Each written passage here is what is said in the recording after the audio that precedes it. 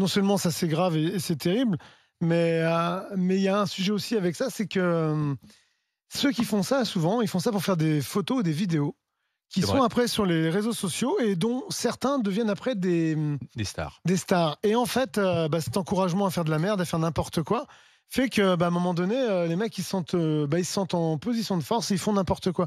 Et il y a un deuxième truc aussi, c'est qu'en France, les policiers, et moi j'ai encore parlé avec un policier de ça cette semaine, parce qu'on en a parlé pour un autre sujet, et il me disait qu'en fait, quand on les appelle pour un rodéo urbain, ils sont bien emmerdés parce qu'ils n'ont pas le droit de les poursuivre. Et les motos, et surtout pas de les toucher. Parce que si tu touches, tu peux tuer. Et comme il y a déjà eu des morts, eux, ils sont un peu entre les deux. Donc en fait, quand toi, devant chez toi, t'as des mecs qui font les cons avec leur moto, tu les appelles, une fois qu'ils peuvent arriver, parce que des fois, ils sont loin, mais quand ils arrivent, ils n'ont pas forcément la possibilité d'intervenir d'intervenir en roulant.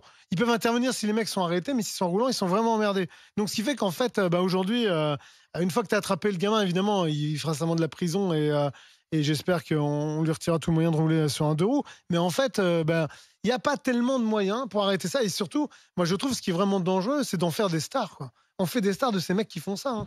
Et à chaque fois, quand il y a un drame, Grâce on dit, aux ah là là, réseaux c'est sociaux, grave. parce que c'est Ah oui. filmé. Oui. On peut pas considérer qu'il n'y a pas de solution. C'est comme pour l'adjudant en commun, il faut une répression terrible. Et croyez bien que l'énergumène, là, il n'aurait pas fait son cinéma, il n'aurait pas tué l'enfant. C'est qu'à partir du moment où il n'y a pas de dissuasion judiciaire, il faut aller vers des peines extrêmement fortes. C'est-à-dire qu'il pense qu'il peut le faire Extrêmement parce fort. qu'il ne sera pas embêté. Bien sûr. Zora, Vous vous rendez compte de l'inversion des choses? C'est-à-dire qu'on a une gamine de 7 ans qui est gravement blessée suite à un délit. Et en fait, c'est le délit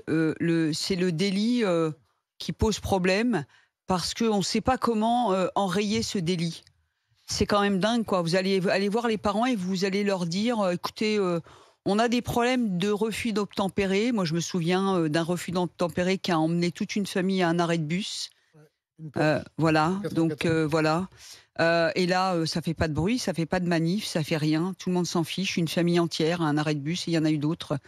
Des rodéos qui ont fait des morts, il y en a eu d'autres. Et en fait, on a l'impression de se satisfaire totalement de la situation parce que, vous comprenez, il faut pas punir. On peut pas punir. La police, si elle agit, elle est forcément coupable. Donc, il faut s'asseoir et regarder le rodéo se faire. Et quand il l'aura tué, on pourra agir.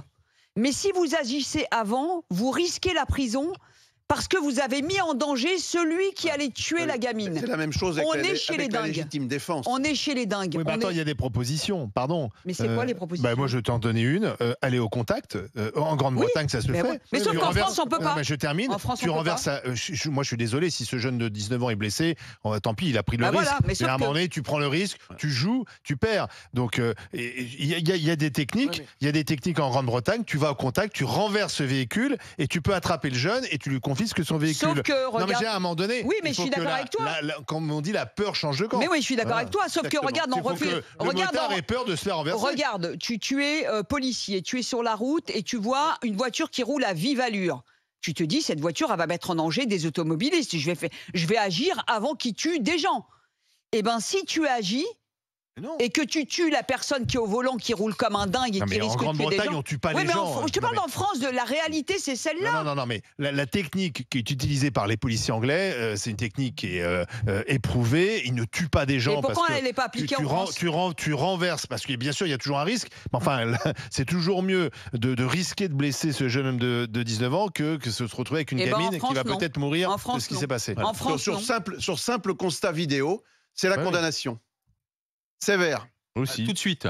C'est-à-dire tout de suite et peut-être sans deuxième degré de juridiction, parce que dans les procédures tout ça c'est beaucoup trop long. Alors ça fait vivre les avocats qui ouvrent des cabinets à chaque coin de rue, mais on peut plus là, il faut réprimer, parce que quand il y a un enfant qui meurt comme ça, c'est inadmissible. Là, il faut la possibilité d'agir en flagrant délit, y compris en prenant le risque de mettre la personne qui commet le délit en danger, parce qu'on évite aussi des morts. C'est même pire que ça, il faut le mettre hors d'état de nuire sur le champ. Voilà. Et la deuxième chose, c'est lorsqu'il s'amuse à faire des vidéos comme ça, c'est d'aller les cueillir tout de suite.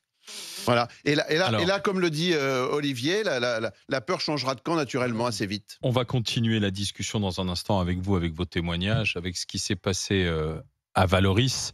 avec cette fillette de 7 ans donc, qui est entre la vie et la mort parce qu'elle a été percutée par une moto qui faisait une roue arrière. C'était en pleine ville de Vallauris. Le type a levé sa 600 cm3, 19 ans. Il est parti faire une roue arrière, tenir le plus longtemps possible. Il a percuté cette gamine. Donc, on va en parler avec vous au 32-16. Nous sommes avec Rachid, qui lui est du côté de la Seine-Saint-Denis, qui est formateur. Bonjour. Oui, bonjour Rachid. C'est vrai que... Oui, bonjour. Bienvenue Rachid. C'est vrai qu'aujourd'hui, on est encore désespéré parce que l'on entend ce qui s'est passé à Vallauris avec... ce jeune de 19 ans qui a cabré avec sa moto, sa 600 cm3, qui a percuté cet enfant de 7 ans, qui est entre la vie et la mort aujourd'hui. Et on se dit, mais qu'est-ce qu'ils ont dans la tête? À quel moment ils comprendront que c'est dangereux, quoi, en fait, de faire des figures comme ça, Rachid? Qu'est-ce que vous en dites?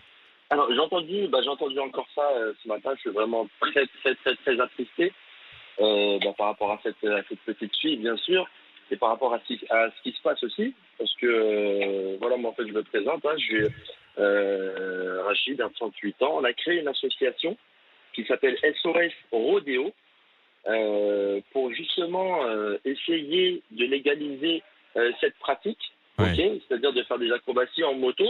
J'en ai fait aussi auparavant, j'en ai fait aussi quand j'étais jeune. Nous, on essayait toujours de faire ça sur des terrains vagues, c'est-à-dire en dehors de la circulation. Bien sûr, ça nous arrive aussi. Moi, je suis motard depuis très longtemps. J'ai toujours connu des grosses cylindrées. Ça m'arrive des fois, je suis au feu rouge, je vais être sur une ligne droite, je vois qu'il n'y a personne, première, deuxième. Enfin, en gros, jouer avec la puissance de la moto. Mais faire ça où il y a du monde et tout, ça, on a toujours évité. On a quand même une certaine conscience. Donc nous, aujourd'hui, on a essayé de créer cette association, SOS Rodéo. Ça a été très compliqué de se faire accepter parce que justement, on a été assimilé au rodéo sauvage. Nous, quand on est arrivé sur circuit, on a vu les pistards, ils nous ont vu arriver. Les pistards, c'est ceux qui font de la piste avec les grosses motos, avec les motos GP et tout. Ça a été très compliqué. Mais aujourd'hui, justement, nous, on essaie d'apporter cette solution-là pour que ces jeunes-là, au lieu qu'ils fassent ça dans la rue, à la circulation... Qu'ils aillent sur un circuit. Exactement. Nous, on a proposé ça. On a réussi à avoir des assurances, un équipement adapté à cette pratique, parce que bien sûr, on ne met pas des grosses bottes, ni une grosse combinaison en cuir, ok? Et on essaie de faire ça au maximum. On a fait le circuit Carole. Mais Rachid, je pense que vous avez raison. Effectivement, il faut inciter ces jeunes à aller sur des circuits, des endroits sécurisés. Mais je pense qu'il y a un côté transgressif dans le rodéo urbain. C'est-à-dire que quand même, pour certains, l'idée c'est justement de ne pas aller sur un circuit, c'est d'aller en bas de chez soi et d'être dans le transgressif, de faire un peu le malin, comme on dit, à 19 ans. Pardon, mais on a eu tout cet âge-là. Voilà, on veut faire le malin. Et on veut faire le malin dans les copains, on veut faire le malin dans son quartier, voilà, sur les réseaux sociaux. Donc je ne suis pas sûr que le circuit, je pense que ça peut répondre en partie au problème, mais pas complètement en fait. Moi je pense que si, parce que le seul truc qu'on a nous aujourd'hui, c'est le manque de communication. Par exemple, quand on a dit à certains médias justement qu'on avait créé ça, il y en a qui sont venus, mais ils sont toujours un peu en retrait. Ils veulent pas trop se mouiller parce que on est toujours assimilé à rodéo sauvage. Voilà, c'est pour eux, c'est les motocross. Oui, mais le rodéo sauvage aussi, c'est des motos qui n'appartiennent pas à celui qui l'a conduit. C'est aussi, il y a tout ça. Pas forcément. Mais enfin, là, le 600 cm3, ça coûte combien, Bruno, un plus de 10 000. Enfin, ça dépend si c'est en neuf. En neuf, ça plus de 10 000. Et puis en plus. Voilà, donc à 19 ans, tu as une moto qui coûte 10 000 euros. Vous en avez beaucoup à moins de 10 000 euros. Vous allez sur. Mais là, le véhicule en question, il faudra voir si ça lui appartenait, comment il s'était procuré. Il y a ça aussi. Du point de vue Rachid, du point de vue pédagogique, alors c'est vrai que ça peut, ce que vous faites, c'est vraiment bien. Ça peut répondre en partie à la question, mais du point de vue pédagogique, il faut se demander pourquoi il y a des jeunes qui ont cette capacité sans se poser de questions à transgresser les lois, à se mettre en danger et le faire, et mettre en danger les autres, et puis d'autres non. Il y a quand même aussi toute une éducation à faire sur la notion de danger. Et ça, c'est quand même une priorité. Éduquer les enfants, éduquer les jeunes, éduquer dès le jeune âge en disant que c'est interdit. À 18-19 ans, le seul problème de l'excellent système de Rachid, c'est que, évidemment, étant bon sur circuit, ils vont vouloir le faire en terrain libre.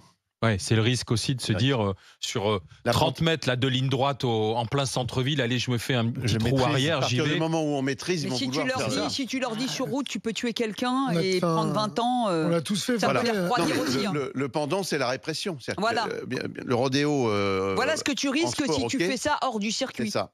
Mais Exactement. Sujet, Bruno. On l'a tous fait parce qu'en fait, regarde, ça commence avec la mobilette, ça commence même avec le vélo où tu veux faire une roue arrière devant tes potes. Après, c'est la mobilette parce que tu accélères un peu, tu montes. Après, c'est la moto. Sauf que là où tu le faisais sur quelques mètres, c'était déjà trop.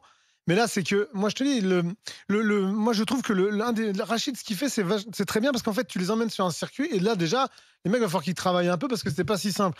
Mais après, le truc, c'est que les mecs, ce qu'ils veulent, c'est faire des images pour, à un moment donné, être les stars d'Internet. Voilà. Et donc, tu sais, Warhol avait dit 10 minutes de célébrité. Bah, là, tout le monde la veut. Et donc, la veut, bah, les mecs qui montent, mais ce qu'ils font, c'est qu'ils le font en ville. Et puis, alors, ils atteignent des vitesses qui sont incroyable. Hein. Enfin, tu vois, Zora, tu as parlé du mec avec la Porsche. Le mec, je crois qu'il avait tapé à 140, 160 quand il avait coché ça. Bah, qu'est-ce que tu vas demander? Tu vois, c'est ces trucs-là où tu arrives, où tu es dans cet état de te dire l'adrénaline, et puis derrière, on va faire des images. Donc, tu peux les emmener sur un circuit, mais ceux qui veulent faire des rodéos urbains, ils s'en foutent du circuit. Eux, ce qu'ils veulent, et là, s'il le faut, ce jeune, il n'y avait même pas de copain à lui. Je sais pas, on verra les circonstances, mais il n'y avait même pas de copain à lui, peut-être, qui filmait. Il s'est fait ça tout seul. Voilà, il voulait simplement se faire, comme on dit, un kiff, tu vois, tu es au milieu de c'était sa moto, est-ce qu'on lui venait de pas l'avenue de Valoris, et tu te dis, je vais faire un peu le beau, tu as du monde, tu dis, allez, j'y vais, je me fais plaisir, bam, bam, mais malheureusement, tu as une gamine qui traverse à ce moment-là et tu la prends de plein fouet. Je remercie Rachid d'avoir été avec nous, donc on va avec son association SOS Rodéo qui encadre cette pratique, donc vous pouvez aller voir sur Internet. Christophe est policier, il nous appelle du Val d'Oise. Bonjour Christophe. Oui, bonjour les grandes bonjour à tous. Christophe, j'ai une question vraiment par rapport à votre métier. Vous êtes sur le terrain tous les jours, quasiment? Oui. Tous les jours, je suis responsable d'une brigade anticriminalité, donc je suis tout le temps sur le terrain. Ouais. Alors, est-ce que vous les voyez tous les jours, ces jeunes qui font des roues arrière? Alors, je ne vais pas dire qu'on les voit tous les jours, mais c'est vrai que quand le temps est idéal pour faire de la moto, ils sont souvent dans les rues. Et si vous me permettez, j'ai une petite histoire qui s'est passée donc dimanche dernier sur ma circonscription. Nous étions avec mes collègues sur une place, sur une commune où nous avons des instructions pour faire des patrouilles pédestres pour sécuriser les lieux. Quand tout d'un coup, deux jeunes individus sur une moto, sur un scooter non casqués commencent à rouler sur cette place où c'est interdit bien sûr aux deux roues. Beaucoup de familles, tout ça. Et une famille qui est sortie d'un bar de terrasse et la petite fille de 3 ans qui était autour des parents s'est fait percuter par ce scooter.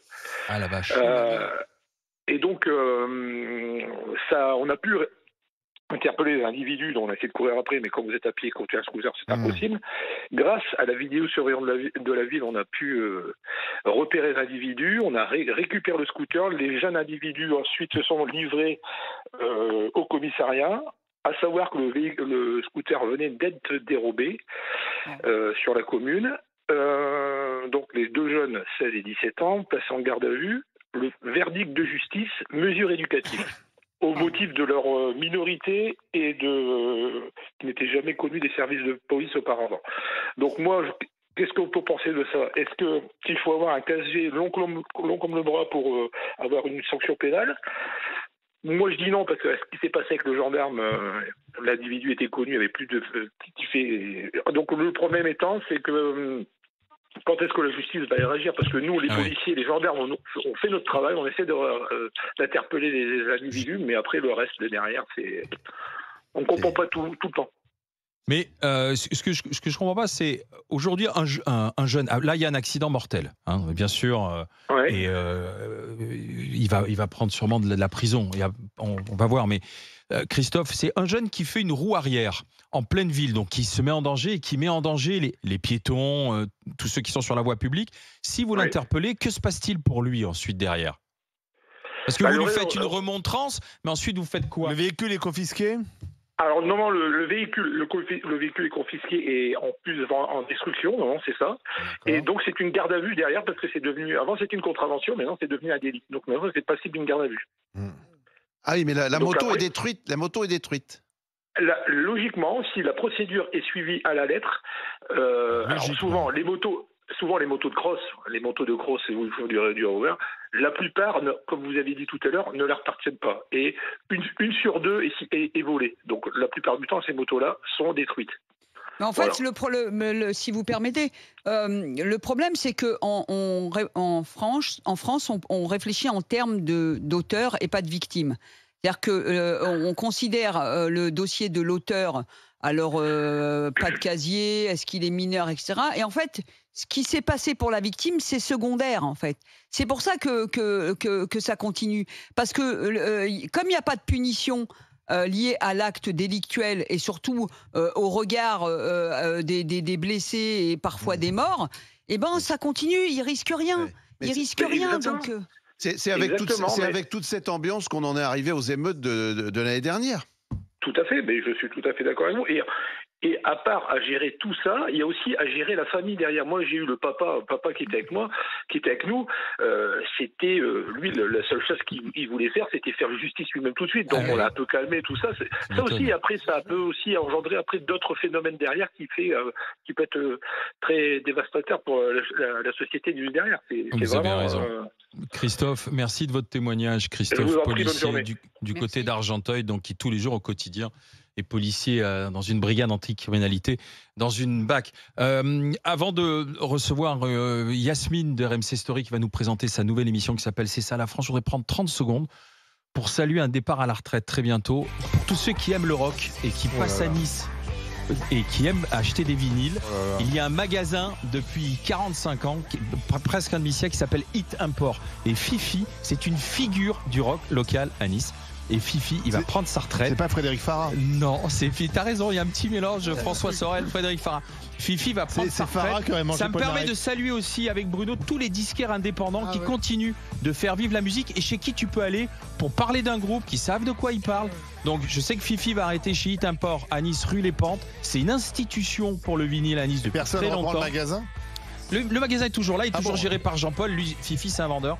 Donc mon cher Fifi, voilà, au plaisir de se croiser à Nice. Bonne retraite très bientôt. Vive le vinyle et vive le rock. RMC jusqu'à midi. Les grandes gueules.